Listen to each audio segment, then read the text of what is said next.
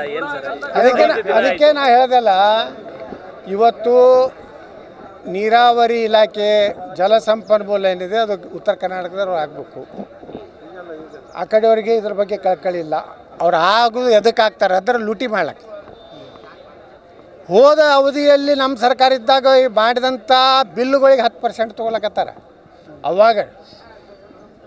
ಅವಾಗಿಂದಕ್ಕೂ ಇವ್ರು ರೊಕ್ಕ ತಿಲ್ಲಕತ್ತಾನ ಪುಣ್ಯಾತ್ಮ. ಇನ್ನೊಂದು ಅಭಿವೃದ್ಧಿ ಆಗ್ತೈತೆ ಇಂಥವ್ರು ಒಬ್ಬರು ನೀರಾವರಿ ಮಂತ್ರಿ ಆದ್ರೆ. ಈ ಕಡೆ ಭಾಗದವ್ರು ಯಾರನ್ನಾರು ಮಾಡಿರಿ, ಎಕ್ಸ್ ಮಾಡಿರಿ, ವಾಯ್ ಮಾಡಿರಿ, ಜಡ್ ಮಾಡಿರಿ, ನಾವೇನು ಹೆಸರು ಹೇಳೋದಿಲ್ಲ. ಅವು ಉತ್ತರ ಕರ್ನಾಟಕದವ್ರು ಯಾವಾಗ ಆಗ್ಯಾರ? ಬೊಮ್ಮಾಯರಾದಾಗೂ ನ್ಯಾಯ ಸಿಕ್ಕೈತಿ, ಗೋವಿಂದ ಕಾರಜೋಳರು ಆದಾಗ ನ್ಯಾಯ ಸಿಕ್ಕೈತಿ, MB ಪಾಲ್ಟ್ರ್ ಆದಾಗ ನ್ಯಾಯ ಸಿಕ್ಕೈತಿ, SK ಪಾಲ್ಟ್ರ್ ಆದಾಗ. ನಾನು ಪಕ್ಷಾತೀತವಾಗಿ ಹೇಳ್ತೀನಿ ಕೆಲವೊಂದು ವಿಚಾರ. ನಾನು ಯಾರ ಏಜೆಂಟೂ ಅಲ್ಲ, ನಾ ಕಾಂಗ್ರೆಸ್ ಏಜೆಂಟೂ ಅಲ್ಲ, ನಾ ಯಾರ ರಾಜಕಾರಣಿ ಮನೆಗೆ ಹೋಗಿನೂ ನಾ ಏನು ಭಿಕ್ಷೆ ಬೇಡಿಲ್ಲ.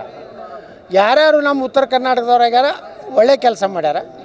ಅದೇ ರೀತಿ ಈಗ ಏನೋ ಸಚಿವ ಸಂಪುಟ ಪುನರ್ರಚನೆ ಥರ ಅವಾಗ ಉತ್ತರ ಕರ್ನಾಟಕದವ್ರು ನಾನು ಸಂಪನ್ಮೂಲ ಮಂತ್ರಿ ಮಾಡತ್ತ ಸಿದ್ದರಾಮಯ್ಯನವ್ರಿಗೆ ನಾನು ವಿನಂತಿ ಮಾಡ್ಕೊತೀನಿ. ಅದಕ್ಕೆ ನಾ ಹೇಳ್ದಲ್ಲ, ಇವತ್ತು ನೀರಾವರಿ ಇಲಾಖೆ ಜಲಸಂಪನ್ಮೂಲ ಏನಿದೆ ಅದು ಉತ್ತರ ಕರ್ನಾಟಕದವ್ರು ಆಗಬೇಕು. ಆ ಕಡೆಯವರಿಗೆ ಇದ್ರ ಬಗ್ಗೆ ಕಳ್ಕಳಿ ಇಲ್ಲ.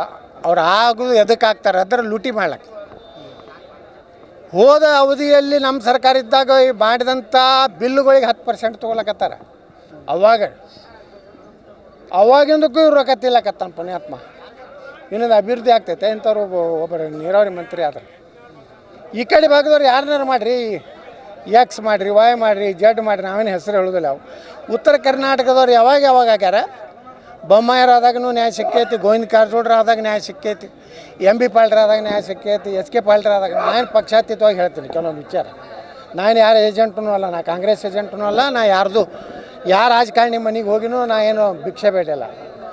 ಯಾರ್ಯಾರು ನಮ್ಮ ಉತ್ತರ ಕರ್ನಾಟಕದವ್ರಾಗ್ಯಾರ ಒಳ್ಳೆ ಕೆಲಸ ಮಾಡ್ಯಾರ. ಅದೇ ರೀತಿ ಈಗ ಏನೋ ಸಚಿವ ಸಂಪುಟ ಪುನರ್ರಚನೆ ಥರ ಅವಾಗ ಉತ್ತರ ಕರ್ನಾಟಕದವ್ರು ನಾನು ಸಂಪನ್ಮೂಲ ಮಂತ್ರಿ ಮಾಡತ್ತ ಸಿದ್ದರಾಮಯ್ಯನವ್ರಿಗೆ ನಾನು ವಿನಂತಿ ಮಾಡ್ಕೊತೀನಿ.